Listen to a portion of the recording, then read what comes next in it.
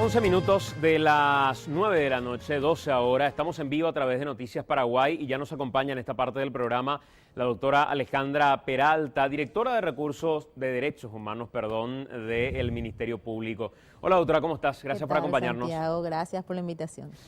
Me pareció muy interesante un análisis que compartías a través de tus redes y me parece mucho más interesante cuando hacen personas que están vinculadas a organismos del Estado paraguayo, porque a veces es mejor no meterse en conflictos, a veces mejor no opinar, a veces mejor chulear para muchos, por utilizar un término vulgar.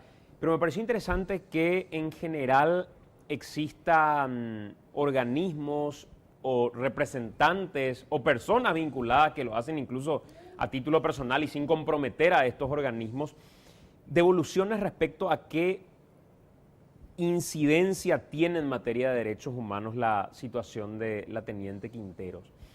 Y contextualizando un poco la discusión de si lo que se trató en este caso es la cuestión de fondo, la cuestión de forma por parte de la Corte, si la Corte hizo bien al ignorar la cuestión de fondo y separarla y solamente tratar la cuestión de forma como si fuera el único elemento, y en general cuál es el análisis. Y me gustaría escucharte en la línea de ese razonamiento, doctora Casillas, porque creo que es importante para clarificar un poco la situación de Quinteros. Bueno, primero que nada es importante recordar lo que dice la Constitución Nacional acerca de la competencia que tienen los tribunales militares, ¿verdad? Y para eso el 174 habla justamente de que los tribunales militares tienen competencia en cuestiones militares. Luego dice, cuando existe dudas sobre si se trata de un delito tipificado en la ley ordinaria y también en la ley militar, entonces tiene prevalencia la ley ordinaria, ¿verdad? Luego dice este artículo, salvo que haya sido cometido por un militar en servicio activo. Es decir, todo lo que decía anteriormente cae por tierra, porque luego dice, salvo que haya sido cometido por un militar en servicio activo, es decir, en el 99% de los casos. Y ahí, dice el 174, tiene competencia el tribunal militar. ¿Qué pasa con el caso específico? Que hoy es el caso Quinteros, ¿verdad? Puede ser mañana el caso González, el caso Peralta, cualquiera, ¿verdad? ¿Qué pasa con este caso en particular? Ella plantea en un inicio, allá por el año 2006, presenta una nota porque a ella se la traslada, ¿verdad? Y entonces ella dice que el problema que tiene con ese traslado es la interrupción de su derecho de amamantamiento, que es un derecho laboral de la mujer lactante y es un derecho del niño, claro, a su vez. Claro. Entonces ella solicita a su superior se revea esta situación y lo hace por escrito. Ahí comienza realmente el problema. ¿Por qué? Porque ella alega que en el lugar donde va a estar las guardias exceden las 48 horas, creo, no recuerdo muy bien, pero le iba a impedir continuar con la lactancia. Entonces esto genera una ofensa del superior que puede estar incluso ajustada en la ley militar y decir que esto es una falta a la disciplina, una insubordinación o como quieran calificarlo, ¿verdad? De acuerdo a lo que dice la ley militar. Pero ¿cuál es el problema específico aquí? El problema específico es que lo que ella reclama, la naturaleza de esto, no se ajusta a bienes propios del orden militar o del orden castrense, que podría ser de repente manejo de armas, qué sé yo, un montón de cosas que sean específicas del orden castrense, el orden militar, de un militar en servicio activo. Ella está reclamando la posibilidad de continuar con un derecho laboral y a su vez un derecho del niño. Y ahí comienza, digamos, a tomar el curso equivocado de esta historia, porque esto se tramita ante el fuero militar. Entonces, luego surge incluso una denuncia penal por difamación también, ¿verdad? Ella se retracta de esto, incluso el superior dice que no la perdona, pero aún así existiendo la retractación, esto puede no tener consecuencias penales, pero sí va a seguir con las consecuencias disciplinarias. porque está implícitamente aceptando que cometió una falta a la disciplina militar, ¿verdad? Entonces todo esto empieza a seguir el camino equivocado. ¿Por qué el camino equivocado, Santiago? Porque la Corte Interamericana de Derechos Humanos es muy clara en su jurisprudencia y ya lo dijo en varios casos, en casos contra Perú, la Cantuta contra Perú comenzó con ese caso contra Colombia, etcétera, donde dijo que los tribunales militares tienen una competencia restrictiva y excepcional y solo pueden juzgar por hechos y actos cometidos por militares, pero que atenten contra bienes jurídicos propios del orden militar o castrense. Que no es la naturaleza que no de es esta la cuestión. naturaleza de esto. Cuando se atentan contra otros derechos humanos como los que están en juego, como los que estuvieron en juego en este proceso, entonces el tribunal competente es el tribunal ordinario porque la competencia de los tribunales militares es restrictiva y es excepcional. Eso ya lo dijo la Corte Interamericana en toda su jurisprudencia y no solamente en su jurisprudencia, eso está en la propia Convención Americana, artículo 8.1, cuando nos habla del derecho que tenemos todos de ser juzgados por tribunales competentes, independientes e imparciales. Y sobre ese elemento de la competencia es justamente que se hace todo este análisis. Ahora, el hecho de que lo diga la Corte Interamericana, pero que algunos insistan en que nuestra Constitución, en nuestro ordenamiento jurídico, es la norma que prevalece, independientemente a cualquier otra norma de rango internacional que vayamos a suscribir, ¿es aplicable o no esa línea de razonamiento? Diciendo que para nuestra Constitución, independientemente a lo acordado ante la Corte Interamericana y según nuestro ordenamiento jurídico, esa cuestión es competencia de un tribunal militar. Bueno, aquí es donde surge algo, una doctrina que se conoce como el control de convencionalidad. Tu pregunta es maravillosa, Santiago, porque esto permite hablar de esta doctrina del control de convencionalidad que hoy ya no podemos alegar que no conocemos.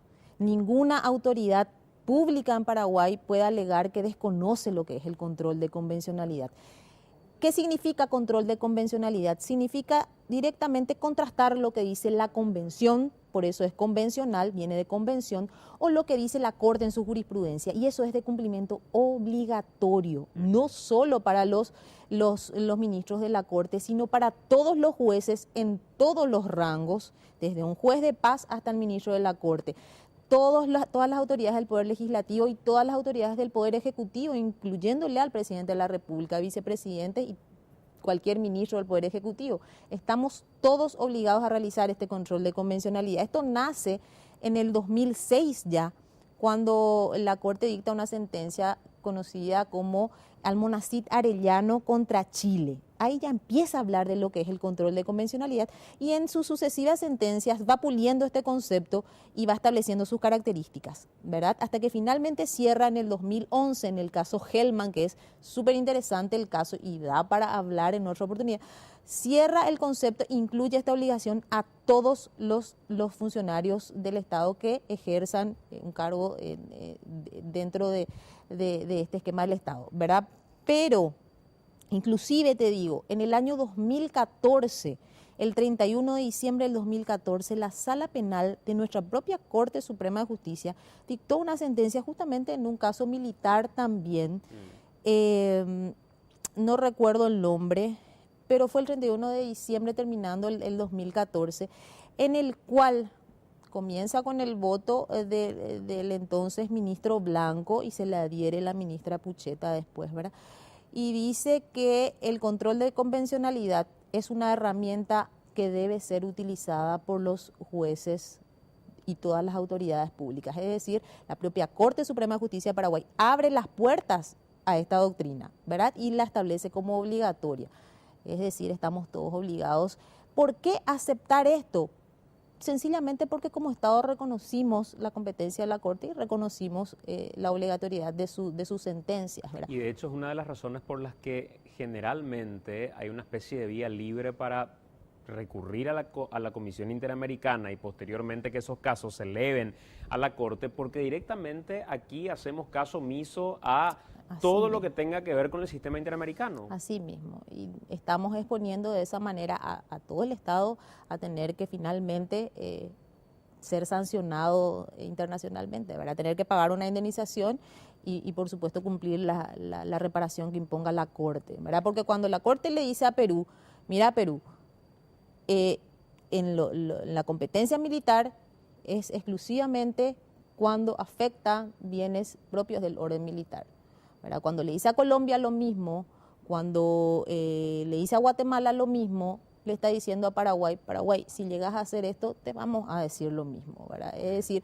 hace cosa juzgada obligatoria para estos estados, pero para nosotros hace jurisprudencia también obligatoria de cumplimiento, ¿verdad? Y no podemos alegar desconocimiento, no basta con conocer solamente lo que dice la Constitución ni lo que dice la Convención Americana, sino también tenemos la obligación de conocer la jurisprudencia de la Corte. Y en este caso, ¿podría alegar la teniente Quintero, el Estado paraguayo mejor dicho, podría alegar ante el caso de la teniente Quinteros que ella fue sancionada por la indisciplina, pero que en contrapartida no se vulneró el derecho del niño a la lactancia y que se le permitió estar con su hijo, amamantar a su hijo? ¿Es posible que el Estado paraguayo muestre que ambas cuestiones finalmente fueron cumplidas? Sí, el Estado, de hecho, si esto llega a esas instancias, va a tener que defenderse, ¿verdad? Y va a alegar, no sufrió, digamos, consecuencias con respecto a estos derechos alegados.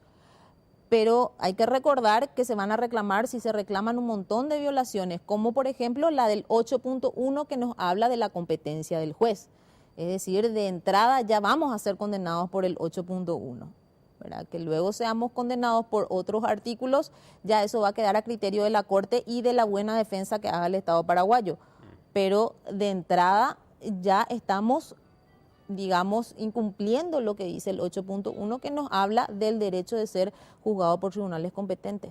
Y que hoy la Corte de alguna manera haya ratificado que el proceder del tribunal militar inclusive fue un proceder correcto y que era prerrogativa del tribunal militar entender en este tipo de cuestiones, además de la responsabilidad que pueda tener para el Estado paraguayo eventualmente si esto llegara a la Corte Interamericana, ¿puede generar también alguna nulidad o alguna anulabilidad de la decisión tomada por la Corte o no?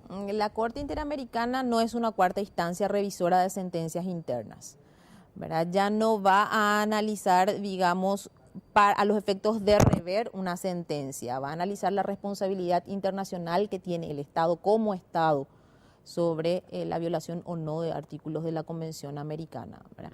Y finalmente, como te decía, esto comenzó con un camino equivocado y por supuesto lo que llegó ya a manos de la Corte era hablar sobre cuestiones formales, sobre la prescripción, decir prescribió o no prescribió, es absolutamente intrascendente porque la cosa, digamos, desde la raíz no correspondía ser analizada por el fuero militar. ¿Qué precedente sienta esto para el debate de la competencia de un tribunal militar? Bueno, mira, con esa pregunta quiero hacerte un comentario. Nosotros en Fiscalía General ya hemos realizado un control de convencionalidad sobre el 174. ¿Por qué? Porque llegaba recurrentemente casos en los cuales se denunciaban lesiones corporales en ejercicio activo, ¿verdad? Por parte de militares. Entonces, ¿qué sucedía anteriormente? El fiscal se declaraba incompetente, ¿verdad? Y eso pasaba para ser investigado ante el fuero militar. ¿Por qué? Porque la lesión también está prevista en el Código Militar. Está prevista en el Código Militar y está prevista en el Código Penal ordinario. Entonces se declaraba incompetente por él, salvo que te mencionaba que dice el 174, ¿verdad? Salvo que haya sido cometido por un militar en servicio activo. Entonces pasaba todo eso. Entonces, en un momento dado, en el 2016, se realizó un dictamen en el cual se hizo un control de convencionalidad y finalmente se analizó el 174 y se dijo que tomando la jurisprudencia de la Corte y todo el análisis del 8.1 que hace, es competente el tribunal ordinario. En un caso específico que ocurrió en Concepción, en el cual el juez dio trámite de oposición y fue así que Fiscalía General pudo tomar conocimiento de esto, ¿verdad? Entonces ahí se hizo. Es decir, fue la primera institución que hizo un control de convencionalidad, incluso desafiando la propia Constitución Nacional. Me decías hace rato, ¿qué pasa cuando la Constitución es la ley suprema y tenemos que hacer este control? ¿Nos apartamos o no de lo que dice la Constitución? Esto ya le ocurrió a Chile, por ejemplo, en un caso conocido como La Última Tentación de Cristo. Era una película que debía proyectarse en salas de cine y se censuró, se prohibió que que pueda exhibirse esta película. Entonces este caso llega a la Corte Interamericana y dice la Corte, por más que en tu Constitución Chile establezca que está permitida la censura previa, esto es inconvencional y atenta contra el artículo 13 de la Convención Americana que habla sobre la libertad de expresión. Entonces, no te queda otra que modificar tu Constitución Chile. Le ordena a Chile y Chile finalmente termina modificando su propia Constitución. Es decir, estamos ya a más de 10 años de evolución del concepto de control de convencionalidad. No podemos hoy en día alegar ni desconocimiento ni mirar para otro lado porque tarde o temprano vamos a recibir sanciones como Estado. Lo que no logra la Corte o para lo que no tiene competencia es para revertir ya una sanción cuando todos los órganos se han expedido a nivel local, pero lo que sí hace es, a partir de esas recomendaciones o a partir de esas resoluciones, va ajustando la norma de cada país o los mecanismos internos de cada país por decisión de estos países, pero por recomendación de la Corte. Exacto, así mismo. Y finalmente lo que se busca es que ya las propias autoridades nacionales, comenzando desde el juez que tiene intervención primero, pueda realizar ya un control de convencionalidad y hacer un análisis conforme a la Convención americana, ¿verdad? Para que esto no termine a instancias de la Corte, para que el propio juez pueda ver, no, ya señora Quinteros, usted me viene a plantear eso, aquí no, plantéelo ante el fuero laboral o puede plantear una medida cautelar en el juzgado de la niñez y de la adolescencia, ¿verdad? O puede elegir la vía ordinaria que usted quiera, pero el tribunal militar no es el competente para esto porque afecta un derecho humano, no está afectando un bien propio del orden castrense. Hoy, en este instante, Quinteros ¿tiene posibilidades de recurrir a la Comisión Interamericana de Derechos Humanos y abrir camino a la Corte? Tiene un plazo de 6 meses para hacerlo si decide hacerlo. Tiene un plazo de 6 meses porque eso también lo establece la Convención, ¿verdad? Establece cuál es el plazo y cuáles son los requisitos. Uno de ellos es el agotamiento de los recursos internos del Estado que se vieron agotados al llegar a la máxima instancia judicial, ¿verdad? Es decir, los requisitos los tiene por cumplidos y puede recurrir perfectamente. El que recurra podría generar eventualmente algún tipo de conflicto para ella dentro de las fuerzas militares. No debería ser así, es un derecho. No debería traer aparejadas consecuencias, ¿verdad? Incluso eso podría ser más gravoso para el Estado. Claro, eso quiero ir. A ver, cualquiera podría decir, no, sería un acto irreverente, una insubordinación de parte de esta señorita recurrir a una instancia internacional. Sin embargo, es su derecho, inclusive podría ser sancionada. Pongamos el peor escenario interno para ella. Ser sancionada en las fuerzas militares por decidir recurrir a la Corte Interamericana o a la Comisión Interamericana inicialmente. En el partido más largo que tenga que disputar, en la carrera más larga que tenga que disputar, su derecho va a terminar prevaleciendo sobre cualquier sanción que haya recibido aquí.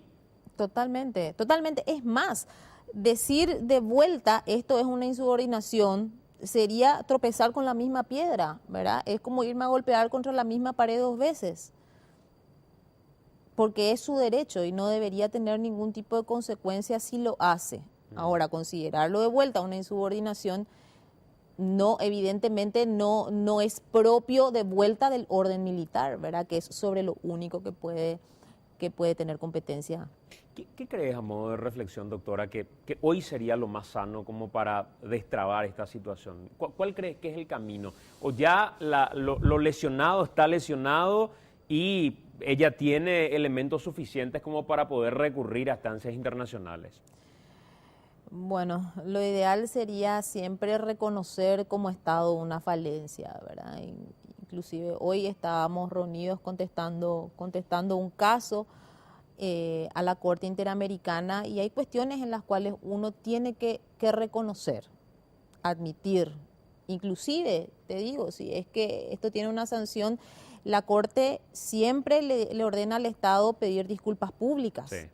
¿Verdad? Entonces, constituye un acto de grandeza para el Estado reconocer cuando a través de sus órganos se ha equivocado, ¿verdad? Si existe una vía legal adecuada para poder enmendar esto, sería lo adecuado.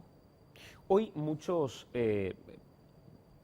profesionales o gente que de alguna manera está vinculada a cuestiones militares decía que el presidente de la República, en su carácter de comandante en jefe, tiene la posibilidad de rever esto en las Fuerzas Armadas. Y si existiera algún tipo de sanción, reivindicar eso, solicitar las disculpas como comandante y de alguna u otra manera disculparse con Quinteros y la sociedad en general por esto que ocurrió. ¿Tiene algún mecanismo el presidente de la República como para hacerlo en su carácter de comandante? El presidente de la República, según la ley 4256, el artículo 8, creo que le faculta a ejercer acciones legales, ¿verdad? Pero eso ya debería quedar, por supuesto, a criterio de sus asesores legales en esta materia. Pero insisto, si existe alguna manera legal de enmendar esta situación, es lo más apropiado, lo más sano y por supuesto lo más inteligente para el Estado, ¿verdad? Los efectos de evitarnos un eventual transitar por el sistema interamericano. Tal vez se decida no optar esta vía o tal vez sí, ¿verdad? Pero en el abanico de posibilidades está previsto. A la comisión llegaron cuestiones que uno dice, ¿cómo pudo haber llegado esto finalmente? ¿Cómo pudo haber superado los criterios de admisibilidad? Esto en particular, y conociendo el marco normativo del sistema interamericano, ¿tiene suficientes elementos como para poder pasar por un tubo, como se dice, llegar incluso a la Corte después de la comisión? Esto pasa por un tubo.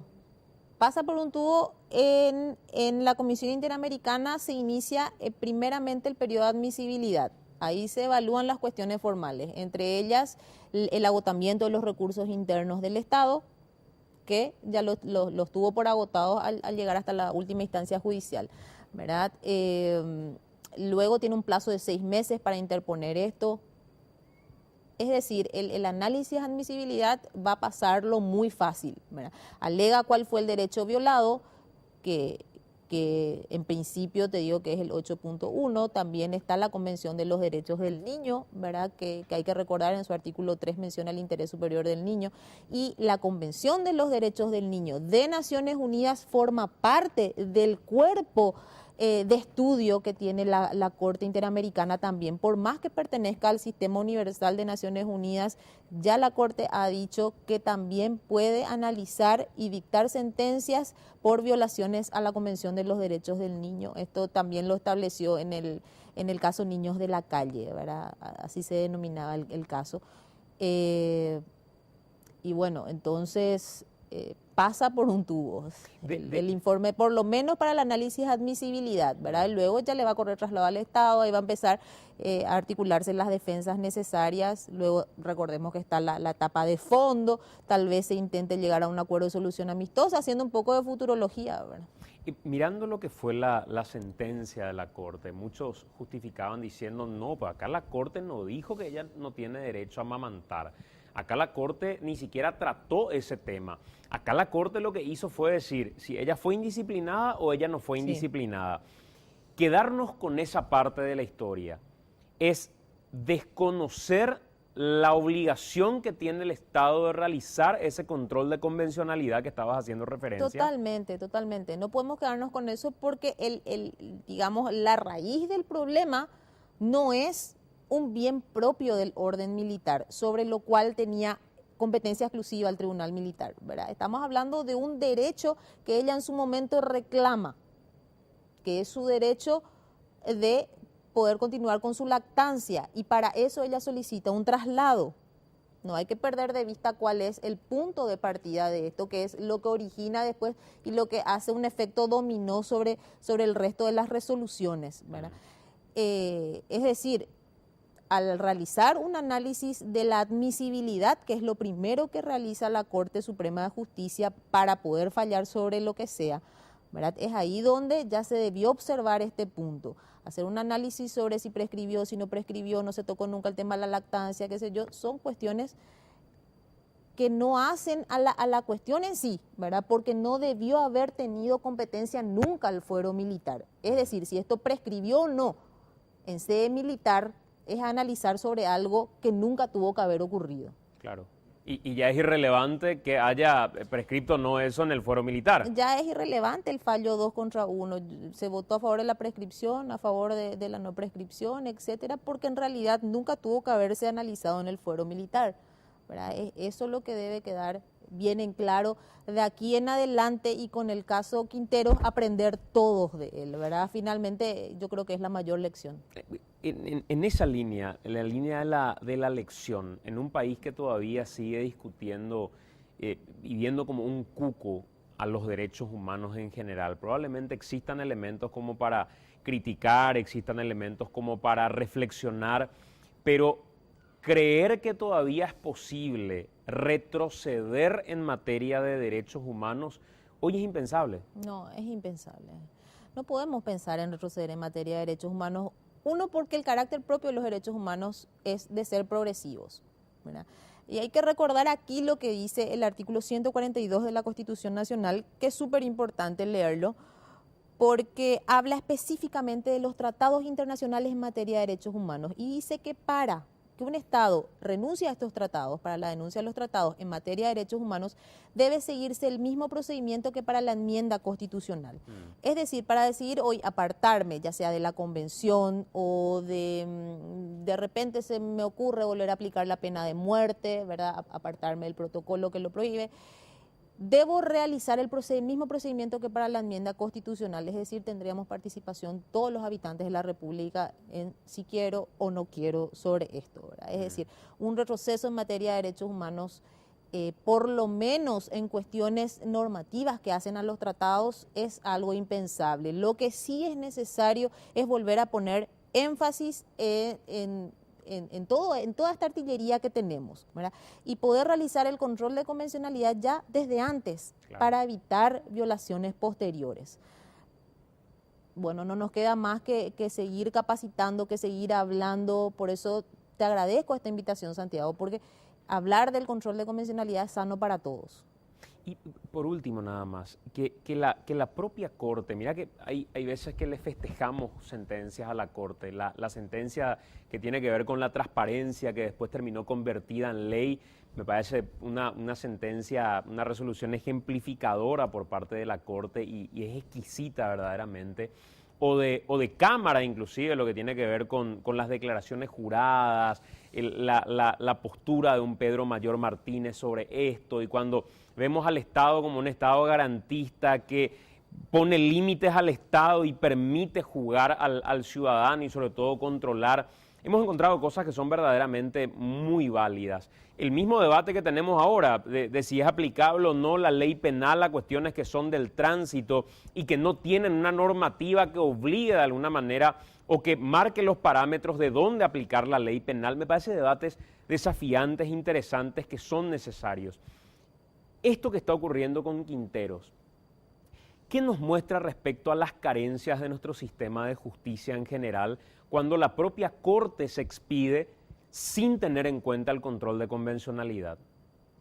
Mira, lo primero que creo que tenemos que hacer todos como autoridades públicas es pasar por el filtro de la dignidad, todo lo que hagamos, ¿verdad? Y esto no lo digo yo, ya lo decía Kant, ¿verdad? La dignidad es el filtro del embudo entre la moral y el derecho, es decir, pasando todo por ese filtro, yo creo que todo va a ser más sencillo. Y aunque no creas, tenemos pequeños grandes héroes que están invisibilizados y que día a día nos sorprenden con alguna sentencia o con alguna idea innovadora. El caso este que yo te estaba mencionando, nosotros tomamos conocimiento en Fiscalía a través de un trámite de oposición que hizo un juez de Huillaú, ¿verdad? y tal vez no se lo conoce mucho, Claro. ¿verdad? Pero dijo sencillamente, esto no es justo. Esto no es justo, no puede ser que tenga que ser investigado una persona que golpeó con una estaca de madera enorme, ¿verdad?, a dos soldaditos. Esto no puede ser. Esto atenta contra el sentido de justicia, esto atenta contra la dignidad. Pasar simplemente por el filtro de la dignidad yo creo que nos allana gran parte del camino, ¿verdad? Y grandes héroes tenemos en Paraguay, es simplemente cuestión de animarse y no tener miedo a desafío la propia Constitución Nacional, pero me van a llevar al jurado de enjuiciamiento. Claro. Es la gran pregunta que se hacen todos y esto salta en todas las clases. En la escuela judicial, cuando doy clases, ¿verdad? Y dicen, pero vamos a tener conflictos con el jurado de enjuiciamiento si estoy yendo en contra de lo que dice mi propia Constitución Nacional, ¿verdad? Pero hay que recordar que también estos órganos, el Consejo de la Magistratura, el jurado de enjuiciamiento, todos están obligados a realizar un control de convencionalidad y pasar por el filtro de la dignidad. Esa digamos que es el gran desafío y creo que es la gran solución también. Doctora, gracias por acompañarnos, un gusto. Un gusto también.